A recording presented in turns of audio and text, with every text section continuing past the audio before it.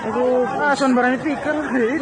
Itu tambah mereka le. Aduh keluar nih, ini buaya pung nekat le. Dia yang dekat le.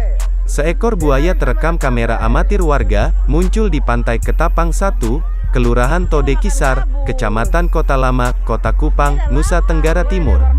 Kemunculan buaya di pantai tersebut menghebohkan warga sekitar, lantaran pantai atau laut bukan merupakan habitatnya. Dalam video yang diunggah akun Instagram @andreli_48, disebutkan peristiwa tersebut terjadi pada Kamis, tanggal 12 Mei tahun 2022. Kemunculan buaya hari kemarin Kamis, tanggal 12 Mei tahun 2022, tulis keterangan unggahan. Diduga buaya tersebut kelaparan, hingga mencari mangsa ke tepi pantai. Dia mau makan gabus, dia udah lapar, ucap seorang warga dalam video. Sontak unggahan tersebut mendapat beragam komentar dari warganet. Makan gabus.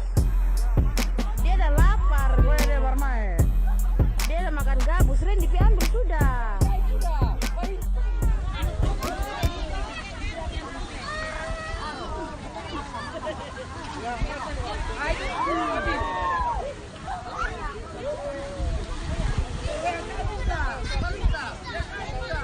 Terima kasih sudah nonton. Jangan lupa like, subscribe, dan share ya.